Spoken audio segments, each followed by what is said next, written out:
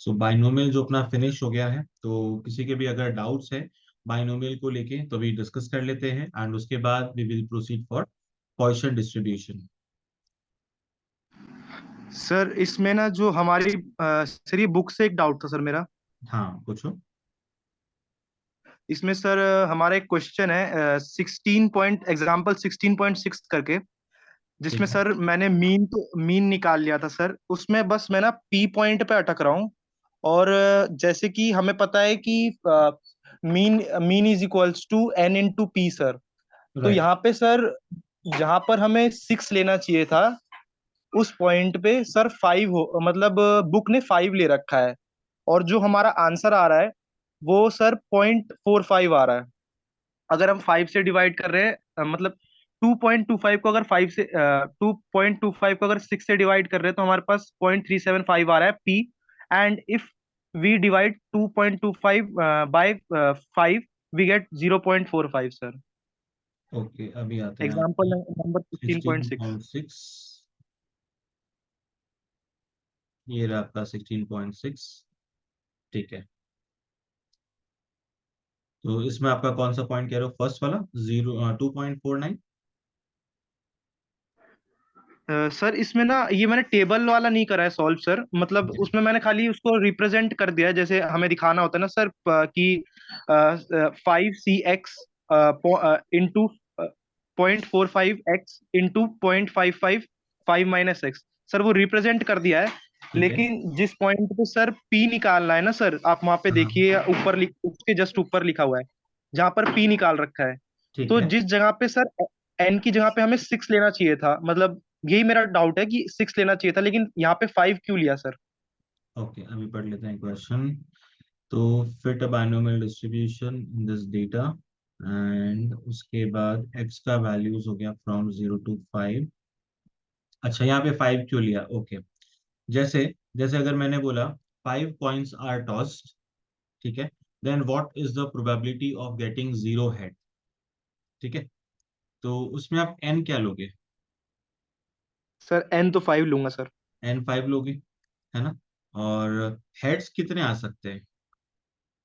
अगर सिर्फ sir heads अगर हाँ, हेड्स कितने आ सकते हैं? जीरो भी आ सकता है, वन 1 भी आ आ सकता सकता है, है, 2 two, three, four, five, and 5। है ना? तो आपने क्या किया होगा, इन सबको काउंट कर लिया और आपने बोला होगा n = 6, जबकि ऐसा नहीं होता है। n तो क्या होगा, n = 5, बिकॉज 5 कॉइन्स हमने टॉस किए हैं, तो n आपका यहाँ पे 5 रहेगा, 6 नहीं होगा। इसको काउंट करके आप 6 नहीं लिख सकते, है ना? ये आपका कंफ्यूजन था कि आपने 6 ऐसे ही निकाला होगा सबको काउंट करके।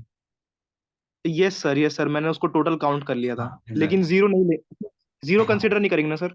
यस, वो कंसिडर नहीं करेंगे। ये एक्चुअली एक्स क्या बता रहा है आपको, टोटल क्या क्या पॉसिबिलिटीज हो सकती है। तो head can be 0, it can B 1 2 3 4 5, यहाँ तक आ सकता है। तो एन कितना हुआ, एन 5 है, तभी यहाँ पे इसकी वैल्यू लास्ट टू लास्ट 5 आ रही है। एन 6 होता तो लास्ट वैल्यू 6 तक भी जा सकती थी। Okay sir, thank you sir. ठीक है, ओके। चलिए, और कोई डाउट है किसी को बाइनोमियल को लेके? 16.7 का ना सर थोड़ा सा मतलब ओवरव्यू दे दीजिए, मैं खुद सॉल्व करूंगा सर, अच्छा लगता है सर क्वेश्चन सॉल्व करने से। ओके, 16.7। जी सर। ओके, ये है 6 coins are tossed 512 times. Find the expected frequencies of head and then also compute the mean and standard deviation. तो इस टाइप का सेम एक क्वेश्चन हमने किया था जिसमें 280 टाइम्स टॉस किया था एंड 10 कॉइन्स थे उसके अंदर। तो एग्जैक्टली वैसा ही आपका क्वेश्चन है। तो इसमें आपका कैपिटल एन हो जाएगा कितना, 512, ये कैपिटल एन है। फिर स्मॉल एन होगा आपका 6, क्योंकि हर टाइम हम 6 कॉइन्स को टॉस कर रहे हैं। फिर उसके बाद एक्स के लिए कुछ नहीं लिखा, तो एक्स के लिए आपको क्या करना है, find the expected frequencies of head. मतलब हमें एक वैल्यू नहीं, बहुत सारी वैल्यूज निकालनी है, मतलब ऑल पॉसिबल वैल्यूज। तो हेड क्या हो सकते हैं? Head can be 0, 1 2 3 4 5, last to last 6 तक जा सकता है। तो पूरी आपकी ये टेबल बन जाएगी। तो ये सारी क्या है, आपकी एक्स की वैल्यूज हो गई। एक बार आपने 0 लेके सॉल्व कर लिया, दूसरी बार 1 लेके सॉल्व किया, फिर 2 लेके सॉल्व किया। तो इस तरह से 1 बाय 1 आपको सारी वैल्यूज लेके सॉल्व करना है। ये होगा आपका एक्स। फिर आता है प्रोबेबिलिटी। तो हेड की बात हो रही है, तो हेड आने की प्रोबेबिलिटी हाफ, एंड टेल की बात हो रही है तो टेल आने के लिए भी हाफ, मतलब क्यू इज ऑल्सो हाफ। तो ये पूरा क्वेश्चन हमने 7 टाइम्स सॉल्व किया है। एक बार एक्स 0 लिया, फिर 1 लिया, फिर 2 लिया। तो यही हमने फॉर्मूला जो है हर बार अप्लाई किया है, और हर बार आपने n multiply by probability, n multiply by probability आपने सब जगह पे वही यूज किया है। तो उससे आपकी रिक्वायर्ड फ्रीक्वेंसी आती ओके सर। है। ओके। और फिर एक बार अगर आपकी टेबल बन गई, उसके बाद आपको मीन निकालना है। तो मीन का फॉर्मूला आपको पता ही है। और मीन एंड वेरिएंस जो हमने प्रोबेबिलिटी के अंदर एक्सपेक्टेड वैल्यू वाला एक पॉइंट किया था, तो वही फॉर्मूला यहाँ पे अप्लाई आप कर सकते हो कि mean is equal to sigma P into X. तो प्रोबेबिलिटी और एक्स क्या हो गया, जो भी पॉसिबल केसेस हैं, तो इनको मल्टीप्लाई करोगे, उससे आपका मीन आ जाएगा। एंड सेकेंड फॉर्मूला था आपका वेरिएंस का। तो expected value of x square minus expected value of x का होल स्क्वायर। तो ये वेरिएंस का फॉर्मूला है। और स्टैंडर्ड डिविएशन चाहिए तो आप इसका रूट कर सकते हो। सिमिलरली अगर आपको दूसरे वे से जाना है, तो दूसरा वे हमारे पास एक और क्या होता है कि हमने यहाँ पे एक शॉर्ट फॉर्मूला पढ़ा है स्टैंडर्ड डिविएशन के लिए, that is root of N P Q. अब क्वेश्चन आपको बोला था 6 कॉइन्स टॉस किए हैं, तो एन कितना होगा 6, देन हेड आना चाहिए हाफ, क्यू भी हाफ, और इसका अंडर रूट। इससे करोगे तो भी वही आंसर आ जाएगा। तो ये मेथड थोड़ा सा short. Okay sir, thank you sir. Okay, चलिए ये हो गए अपने डाउट्स। अब आगे बढ़ते हैं।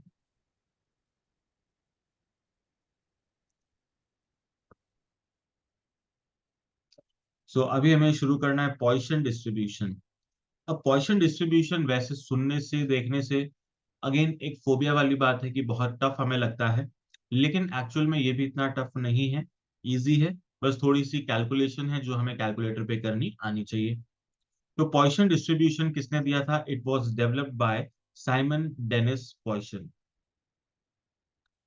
देन यहाँ पर भी क्या होगा, बाइनोमियल की तरह कुछ कंडीशंस है कि कहाँ कहाँ पे ये पॉइसन अप्लाई होता है। तो कुछ कंडीशंस है एंड कुछ प्रॉपर्टीज है जो हमें ध्यान में रखनी है। तो फर्स्ट कंडीशन जो यहाँ पे एप्लीकेबल है वो क्या है कि the number of trials are large. Number of trials बहुत सारे होते हैं। बाइनोमियल में तो हम क्या कहते हैं, number of trials are finite, 5 10 15 20 ऐसे कुछ नंबर ऑफ ट्रायल्स होते हैं। बट यहाँ पे नंबर ऑफ ट्रायल्स बहुत ज्यादा होते हैं। कितनी ज्यादा, इतनी ज्यादा कि n टेंड्स टू इंफिनिटी।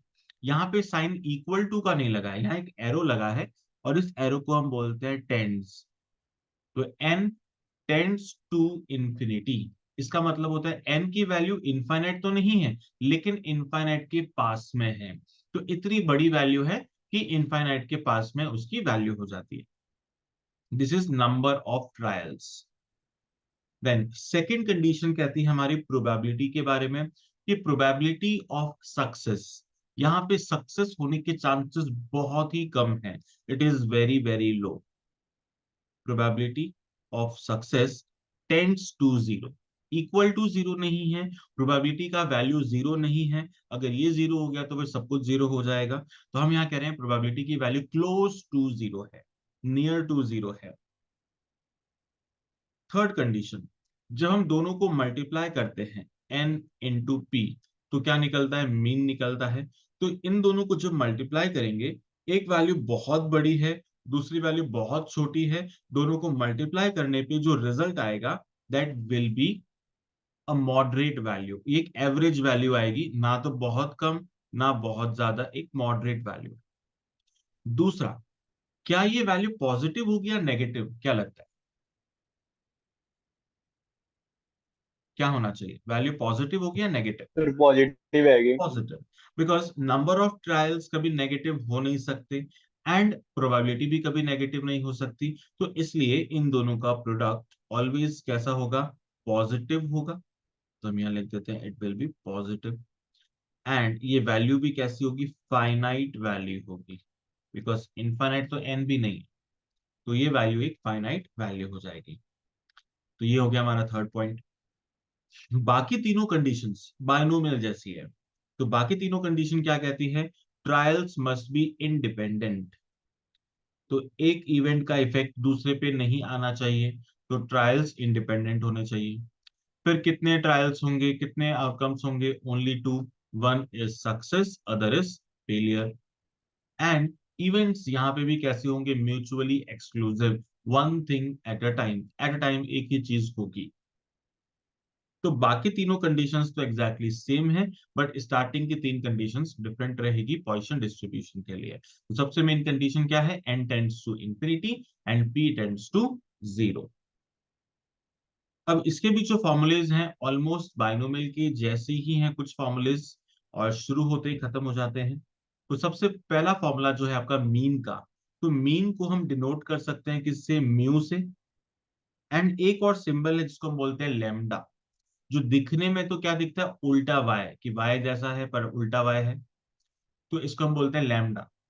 तो लैम्डा का फॉर्मूला क्या है, N into P, N into P, मतलब बाइनोमियल का एंड पॉइसन का मीन निकालने का फॉर्मूला बिल्कुल सेम है, उसमें कोई चेंज नहीं है।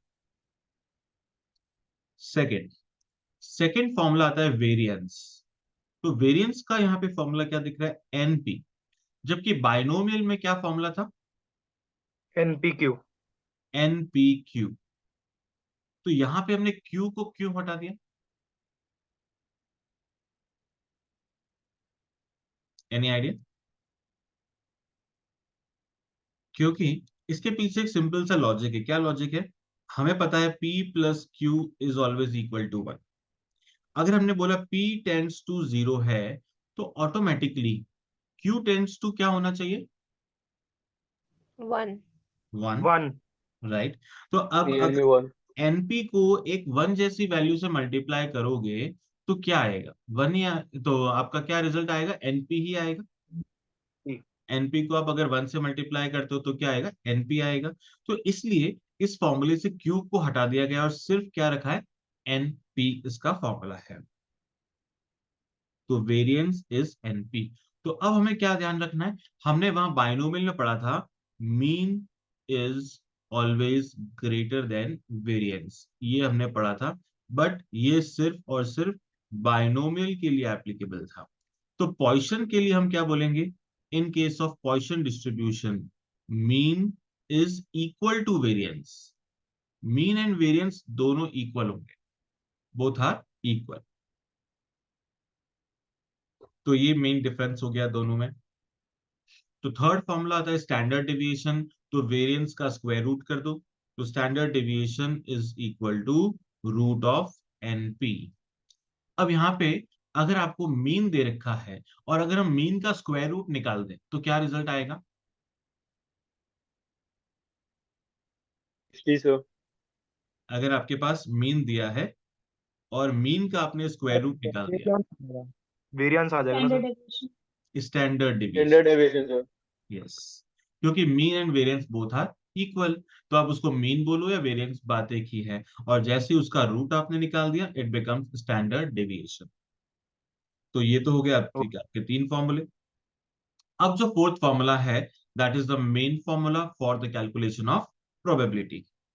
तो प्रोबेबिलिटी कैसे आती है, तो P with any value of x is equal to e to the power of minus m to the power of x upon factorial x।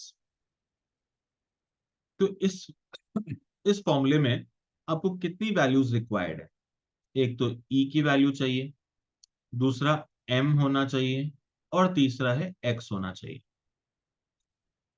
x का मतलब क्या है, वही सेम रिक्वायर्ड नंबर या रिक्वायर्ड वैल्यू कि आपको क्या फाइंड करना है वो आएगा x के अंदर। एम का मतलब होता है मीन, एंड ई का मतलब होता है एक्सपोनेंशियल वैल्यू। और ई की वैल्यू फिक्स होती है, जैसे पाई होता है, पाई की वैल्यू फिक्स है 22/7, वैसे ही ई की वैल्यू भी फिक्स है। क्या होती है उसकी फिक्स वैल्यू? 2.7183। तो ये जो वैल्यू है ये किसके, ई मतलब ई की पावर 1 की ये वैल्यू है। तो अगर आपको ई स्क्वायर चाहिए तो इस नंबर का स्क्वायर कर देंगे। अगर आपको ई की पावर -1 चाहिए तो हम क्या करेंगे, 1/2.7183 कर देंगे। अगर आपको ई की पावर -2 चाहिए तो क्या करेंगे, 1/2.7183 का स्क्वायर, एंड सो ऑन। तो ई की वैल्यू फिक्स है, इससे आप कुछ भी निकाल सकते हो। ई की पावर 1, ई की पावर 2, ई की पावर -1, ई की पावर -2, -3, एंड सो ऑन। कुछ भी आपको ई के टर्म्स में निकालना है तो इसकी हेल्प से आप निकाल पाओगे। तो बस ये तीन वैल्यू हमारे पास है, then you can calculate probability in case of Poisson distribution. तो यहां तक कोई डाउट है किसी को? No sir. No. No okay, sir. चलो अभी तक तो क्लियर हो गया पॉइसन। अब इसके कुछ प्रॉपर्टीज है, कुछ बेसिक पॉइंट्स है। It has only one parameter. जैसे हमने बाइनोमियल में पढ़ा था, इट इज बाय पैरामेट्रिक, मतलब दो पैरामीटर थे एन एंड पी। लेकिन पॉइसन डिस्ट्रीब्यूशन में there is one and only single parameter. तो वो सिंगल पैरामीटर हम किसको बोलते हैं, मीन को, मतलब एम को। तो M is the single parameter of Poisson distribution, पहली कंडीशन। तो इसलिए इसका मतलब हो गया यूनी पैरामेट्रिक, मतलब one parameter. Second point, second क्या था, it can be unimodal और बाय मॉडल। मतलब इसके अंदर भी बाइनोमियल की तरह या तो एक ही मोड होगा या फिर दो मोड हो सकते हैं। मतलब k और k-1 जैसे हमने वहां कैलकुलेशन किया था वैसे ही हम यहां पर भी कैलकुलेशन करें। एंड थर्ड, ई की वैल्यू दे रखी है जो भी हमने डिस्कस कर लिया था। अब सर वन पैरामीटर मतलब, सर मतलब और कुछ नहीं निकल पाएगा सर? वन पैरामीटर मतलब अगर आपके पास ये पैरामीटर अवेलेबल है तो आप कुछ भी कैलकुलेट कर सकते हो। मतलब एम आपको दे रखा है तो आपका मीन यही है। फिर आपको वेरिएंस निकालना है तो वेरिएंस भी खुद यही है। स्टैंडर्ड डेविएशन निकालना है तो उसका रूट कर लो। और एक्स की किसी भी वैल्यू पे आप प्रोबेबिलिटी को कैलकुलेट कर सकते हो, बिकॉज ई आपके पास ऑलवेज फिक्स वैल्यू है। मीन एम ये आपका पैरामीटर जो कि गिवन होगा। तो एक्स की किसी भी वैल्यू के लिए आप प्रोबेबिलिटी कैलकुलेट कर सकते हो। एक्स 0 है, उस पर क्या प्रोबेबिलिटी होगी, एक्स 1 है, उस पर क्या प्रोबेबिलिटी होगी। तो आप कुछ भी कैलकुलेट कर सकते हो when this parameter is given. Okay sir. है ना, ये इसका नॉर्मल मीनिंग रहता है। अब इसमें एक पॉइंट आता है कि जैसे कोई डिस्ट्रीब्यूशन एक्स है, ये फॉलो करता है पॉइसन डिस्ट्रीब्यूशन को, जिसका पैरामीटर है m1। y है, y भी क्या करता है, पॉइसन डिस्ट्रीब्यूशन को फॉलो करता है और जिसका पैरामीटर है m2। तो अगर कोई डिस्ट्रीब्यूशन x प्लस y हो तो वो क्या अपने पॉइसन को फॉलो करेगा। तो हमारी प्रॉपर्टी कह रही है कि अगर x पॉइसन को फॉलो करता है, y पॉइसन को फॉलो करता है, तो इन दोनों का सम भी पॉइसन को फॉलो करेगा। और जब उसको फॉलो करेगा तो उसका पैरामीटर क्या बन जाएगा, m1 plus M1+2। m2। That's it. तो अगर किसी क्वेश्चन में बोला कि x जो पॉइसन को फॉलो कर रहा है उसका मीन 5 है, y जो पॉइसन को फॉलो कर रहा है उसका मीन 2 है, तो x प्लस वाई का मीन क्या होगा। तो हम 7। बोलेंगे 5 + 2 7। That's it. तो जस्ट एक ये बेसिक पॉइंट है।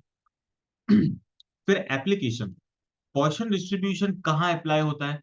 तो वो सारे केसेस जहां पर probability of success is very very लो, बहुत कम होती है प्रोबेबिलिटी ऑफ सक्सेस, तो उन सब जगहों पे पॉइसन डिस्ट्रीब्यूशन अप्लाई हो जाता है। जैसे एक बुक है, एक बुक के अंदर नंबर ऑफ वर्ड्स अगर हम काउंट करें तो thousands and lakhs of word होते हैं। अगर हमारी बुक ही देख लें अपनी क्वांटिटेटिव एप्टीट्यूड की, तो इसके अंदर भी लैक्स ऑफ वर्ड्स होंगे, उसमें से कितने वर्ड्स में स्पेलिंग मिस्टेक निकलती है।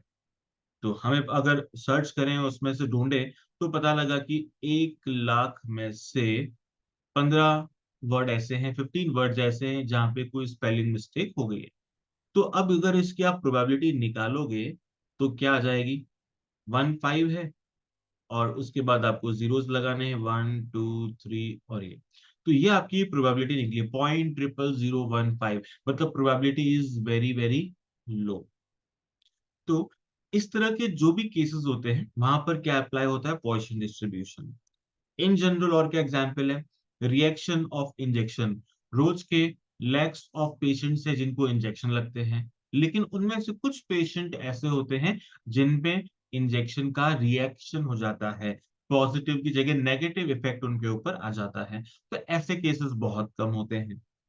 देन एक्सीडेंट्स, रोज लाखों लोग ट्रैवल करते हैं, उसमें से कुछ लोगों का एक्सीडेंट हो जाता है।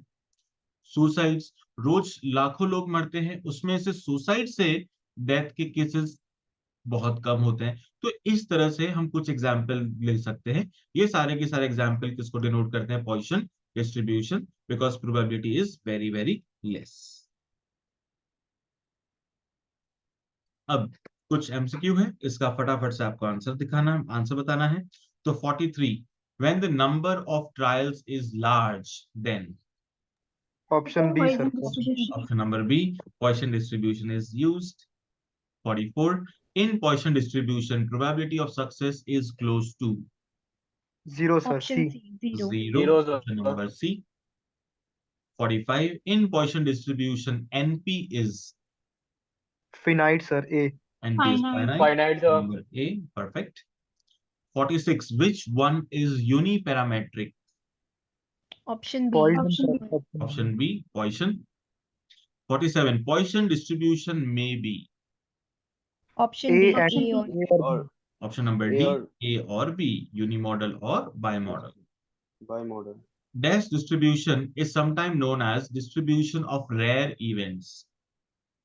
Option A. Poisson. Option B. A, because ये rarely होता है, right?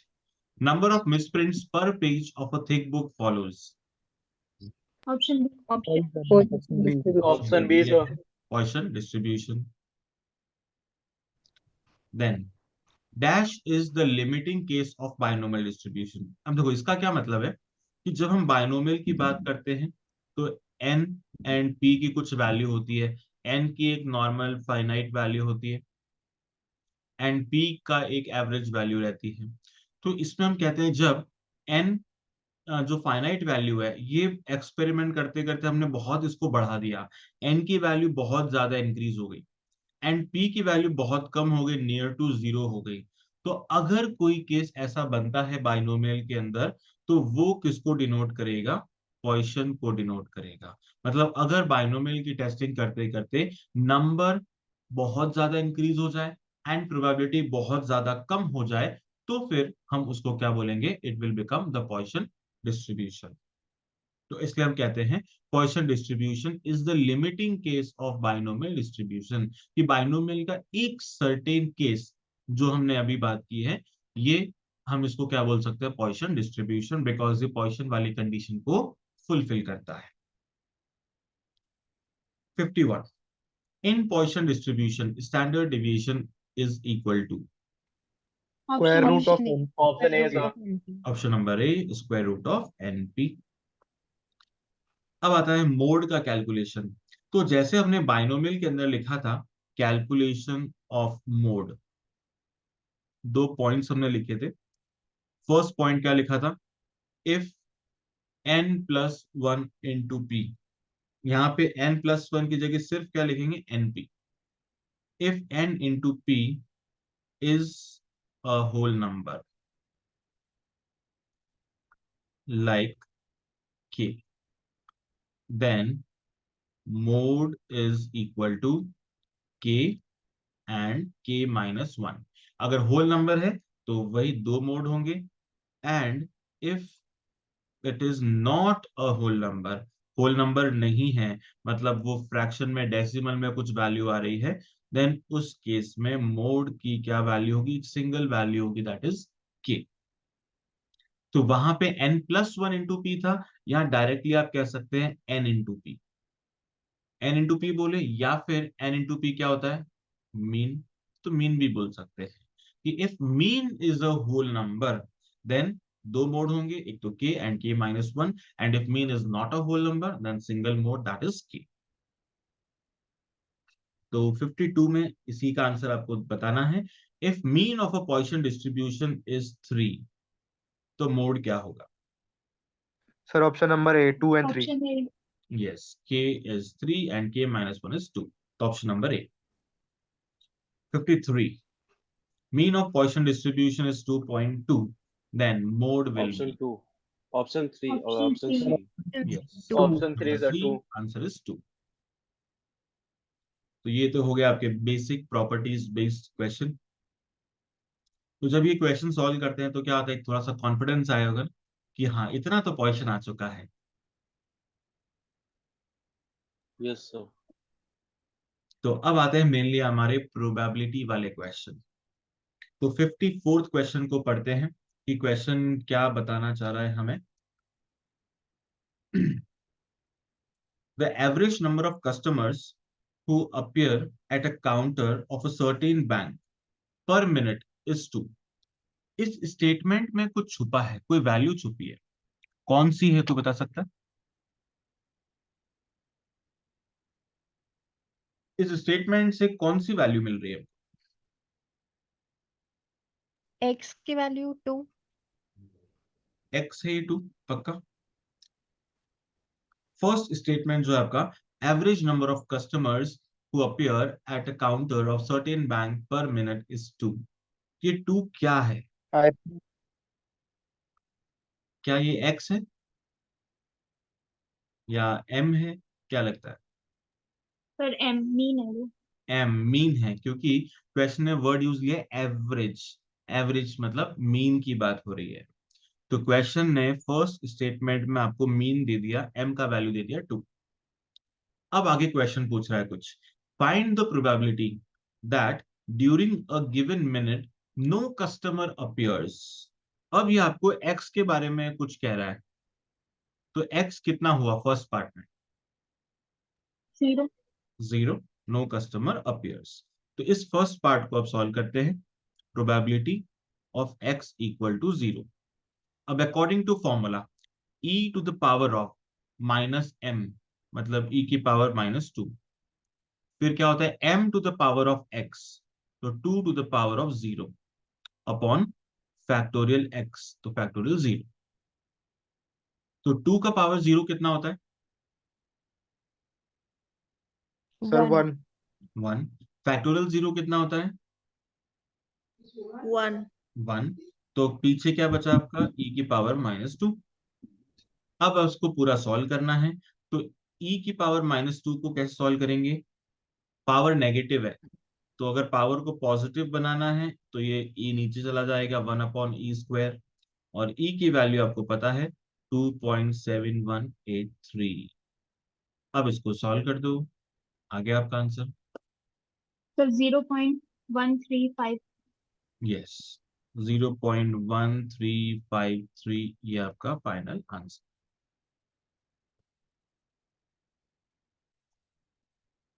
तो ये हो गया हमारा first portion.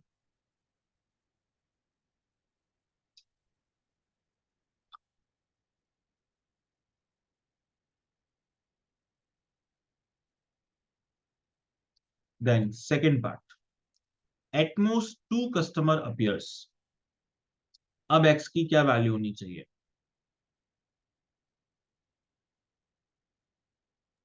0, 1 and 2। Yes 0, 1 and 2, मतलब मैक्सिमम 2, 2 से ज्यादा नहीं, कम आ सकते हैं बट 2 से ज्यादा नहीं आ सकते हैं। तो x की वैल्यू 0, 1 एंड 2। तो आपको क्या करना पड़ेगा, probability of x equal to 0 लेना है, प्लस x इक्वल टू 1 लेना है, and plus x equal to 2 लेना है। तो 3 बार आपको सॉल्व करना है। तो फर्स्ट टाइम जब हम करेंगे तो क्या लिखेंगे, e की पावर माइनस 2 2 की power 0 upon factorial 0 plus e की power -2 2 to the power of 1 upon factorial 1 plus e की power -2 2 to the power of 2 upon factorial 2। अब जो कॉमन आ रहा है उसको कॉमन ले लो। e की पावर -2 कॉमन है, पीछे क्या बचा 1 प्लस 2 प्लस 2। अब e की पावर -2 अभी आपने ऊपर सॉल्व किया था 0.1353, इसको मल्टीप्लाई किया विद 5, तो final answer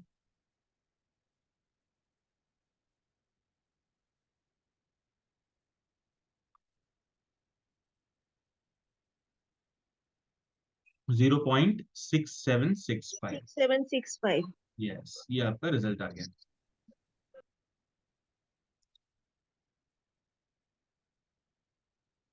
So this is second part.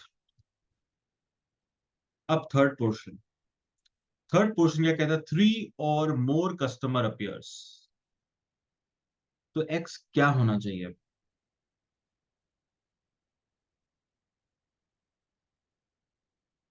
x क्या होना चाहिए? 3 और मोर, 4 तो 3 3 4 4 कहां तक लेंगे इसको? 3 कहां तक? 3 3 4 5. 3 4 Right, sir. 5. बस 5 पे क्यों रुक रहे हैं हम? इनफिनाइट क्योंकि सर। 3 और मोर कस्टमर्स एपीआर बोला है. तो 3 से ज्यादा क्या 5 तक ही होता है? अगर 6 होगा तो infinite. यस, क्योंकि पॉइसन डिस्ट्रीब्यूशन में पता है इट टेंड्स टू इंफिनिटी, तो 3 4 5 एंड सो ऑन, ये चलता रहेगा अप टू इंफिनिटी। तो अगर ये अप टू yes इनफाइनाइट जा रहा है तो आप इसको सॉल्व कैसे करो? कैसे सॉल्व करोगे आप? So 1 minus probability of yes 0 plus 1 plus yes, वो हमने अब किया था एटलीस्ट 1 एटलीस्ट 2, जो हमने किया था वही सेम कॉन्सेप्ट यहाँ पे लगाना है कि sum of probability is always equal to 1, ये तो आपको पता है। तो इसलिए आप क्या करेंगे, टोटल तो सबका 1 होता है, इसमें से आपको क्या नहीं चाहिए? इसमें हमें 0 नहीं चाहिए, 1 नहीं चाहिए, 2 नहीं चाहिए, ये 3 वैल्यू नहीं चाहिए, बाकी सब तो चाहिए। तो आप क्या करोगे, प्रोबेबिलिटी ऑफ x 0 1 एंड 2 इसको माइनस कर दो, तो क्या आ जाएगा, जो आपको रिक्वायर्ड है वो रिजल्ट आ जाएगा। तो 1 माइनस, ये अभी हमने पार्ट बी में सॉल्व किया ही था, तो 0.6765 लेस कर दो, तो your result will be 0.3235. Yes 0.323। ये फाइनल आंसर। बस इतना सिंपल सा कॉन्सेप्ट है कि 1 में से माइनस करना है। 1 क्यों लिया? Because total of probability is always equal to 1। तो इसमें कोई डाउट किसी को? no sir No, sir. Sir. No, no sir. Perfect. अब देखो, सिमिलर क्वेश्चन आपका 55 अभी आपको सॉल्व करना है अपने आप। Between 7 and 8 p.m. the average number of phone calls per minute is 4. The probability that during one particular minute there will be no phone call is, तो वैल्यूज बता दो। m में क्या लिखेंगे? 4 4 sir. 4, okay. 4 x sir. 0 0, okay. अब final answer option C option number C, that's it. तो कितना fast answer निकल गया, 15 सेकंड नहीं लगे मुश्किल से और आपका आंसर आ गया। x 0 है तो कहीं पर भी x आएगा आपका पावर के अंदर और फैक्टोरियल के अंदर, तो उसका वैल्यू 1 होता है। बचा क्या? e, तो e की पावर में -4।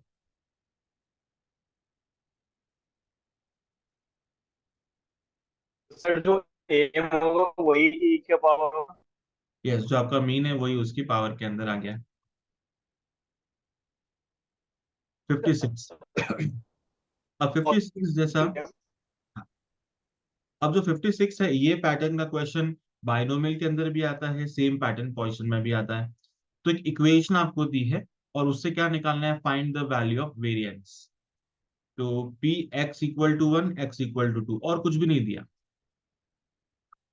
क्वेश्चन ने सिर्फ दे दिया p x equal to 1 and p x equal to 2। और क्वेश्चन ये बोल देगा बाइनोमियल है या पॉइसन। तो यहाँ क्वेश्चन ने बोला इट इज पॉइसन, तो पॉइसन का फॉर्मूला अप्लाई करते हैं।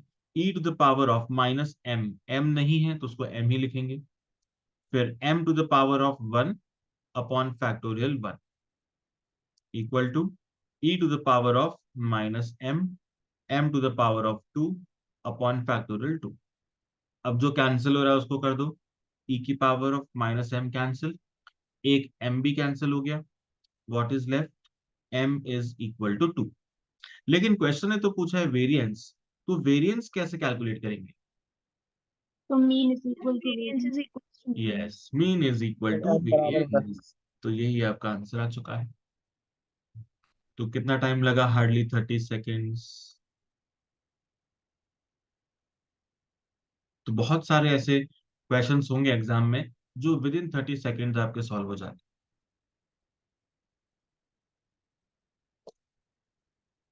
हैं।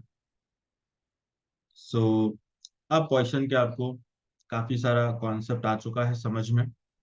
अब इसमें से कुछ क्वेश्चंस और प्रैक्टिस करनी है। अभी वैसे टाइम 1 मिनट बचा है, होने वाला है। तो कौन सा आपको क्वेश्चन आज प्रैक्टिस करना है? 57 आप ट्राई कर सकते हो, 58 में आपको थोड़ा सा डिफिकल्टी आ सकती है बट एक बार ट्राई जरूर करना। 58, 59 ये दोनों ट्राई करना, फिर 61 भी ट्राई करना है, ये तो हो जाएगा, कोई दिक्कत नहीं है इसमें। फिर 62 नहीं करना है, ये मैं करवाऊंगा। 63 आप कर सकते हो ट्राई। ये वाले क्वेश्चन जो मैंने मार्क कराए हैं ये आपको ट्राई करने हैं। इसके अलावा जो आपका स्टडी मटेरियल है ऐसे वाला, उसके जो एग्जाम्पल्स है वो एग्जाम्पल्स ट्राई करने हैं, ओनली एग्जाम्पल्स। बैक क्वेश्चन जो हमारे पूरा टॉपिक हो जाएगा कल, उसके बाद बैक क्वेश्चंस करने हैं, बट आज उसके एग्जाम्पल्स आपको ट्राई करने हैं। तो यहां तक अगर आपने आज कर लिया दैट मीन्स कि अच्छा अचीवमेंट है कि पोजीशन भी हमारे कंट्रोल में आ जाए। कि थैंक यू पॉइंट सर। होने के बाद फिर सिर्फ आपका बचेगा मोटा मोटी नॉर्मल डिस्ट्रीब्यूशन, और वो भी इंटरेस्टिंग